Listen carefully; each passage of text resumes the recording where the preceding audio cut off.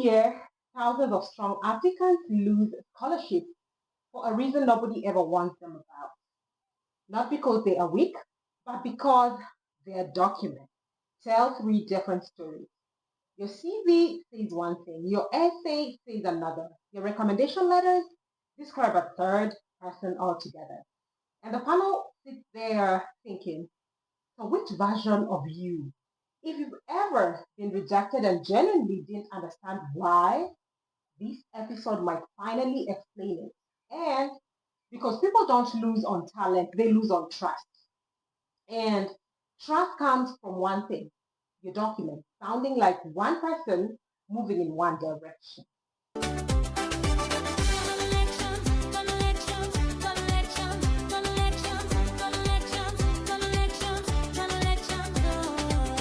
Welcome back to Connections. I'm Ruth Otieno, here with my lovely husband, Dr. Aggrey Otieno.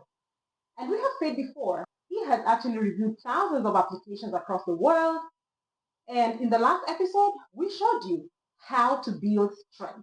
Today, we show you how to make that strength visible, because not most applicants don't lose for lack of achievement. They lose because on paper, they don't look like one person.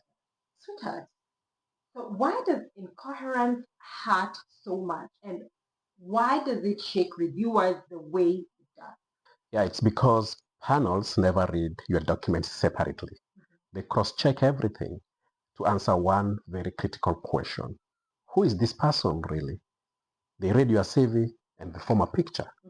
Then they read your essay and ask, is this the same person? Then they read your letters of recommendations and ask again, do other people who have worked with the applicant see the same person? When the answer is yes, confidence grows. When the file feels stable, the story feels real. But when the answer is no, even slightly, the file feels unreliable, and panels do not fund unreliable stories. So it is not about strength, but it's about agreement. Very true. And later in this episode, we will give you a 5-minute home test that instantly reveals whether your document sounds like one or three people. Yeah, and before we give our viewers the coherence test, I want to point out that so many people usually say my essay was strong, my CV was solid, but I still lost. And sometimes they are right. Each piece is strong, but the pieces don't point in the same direction. So they don't kind of connect. They're not linked. Yes. Okay. So the problem isn't weakness, it's misalignment. Exactly. And when the direction is unclear, the reviewer doesn't feel safe, and uncertainty, like we've been saying in these episodes, feels like risk. And panels, they avoid risk at all costs. Okay. So when you say coherent, we may think you mean make everything sound the same. Is that what you really mean? Not at all. Coherence is not repetition. Coherence is identity consistency. Your documents can show different angles, which is very, very normal, but they should never introduce different destinies. A coherent application, 3 questions across all the 3 documents. Number 1, who is this person? Number 2, what have they been doing? Number 3, where are they going next? And why does it make sense, especially now? Okay. And I'm just going to give you a challenge. Are you ready? Give us one real example. Something people will be able to relate to. Gladly. So if your CV says, I'm a public health professional, and your essay says data science, and your letters of recommendation say community volunteer, the reviewer thinks, which one am I funding? Oh my goodness. Yeah, that's a bit confusing. So that's such a common mistake, and feel that confusion. They doubt the whole file, unfortunately. Unfortunately so, and doubt is very, very expensive. So here is what we are fixing today in this episode, very clearly and step by step. So number 1, your sentence pile. So we'll be taking viewers through how to craft a sentence pile. Number 3, your curated CV. Number 3 actually is your aligned recommendation letters, and then by the end your application will stop looking like 3 performances and they'll start looking like 1. Okay, three, one, and 3. So where does someone even begin? So with one honest sentence that says who you are and where you are going. For example, I am a public health communicator, building skills in risk communication to strengthen crisis messaging in local governments. So that is the spine that I was talking about, number 1. So your CV should show it, your essay should explain it, and your letters of recommendations should confirm it. Back it up. Yeah. Say, be a witness. Exactly. Okay, so I want to encourage our viewers to pause this video right now and write their part as we go along. Okay? Yeah. So what happens if someone skips this? So you get what I call a supermarket application. A little of everything, no center of gravity, no direction, there is no trust in the document. Okay. So most people treat the CV like it's a storage. And that's the problem. So your CV is not a warehouse. It is an argument. And it should quietly say, this person has been moving in this direction for a while. And applicants should ask themselves these 4 questions as they curate their CV. So number 1, what supports my spine? Number 2, what shows trajectory? Number 3, what demonstrates readiness? And finally, what can move to the background? So give us a real case, something that shows the transformation. Yeah, so last year, I reviewed an applicant with 11 types of work experiences. Like she has done 11 different things very well, but only 4 supported her direction. So when we moved those 4 to the top, she won. And without any adding anything new in her CV. So the power wasn't in adding more, it was in revealing the direction. Absolutely. And the top third of your CV should tell the reviewer exactly who you are. If the top third is not showing, it is random, they will assume that you are also random. And that is one thing that we really want to avoid. Really interesting. That's such a simple fix, but very powerful. Yeah. So where does the statement of purpose into all this? Yeah, so your CV shows what you have done. Your essay, which is the statement of purpose, explains why those things matter and why the next step makes sense.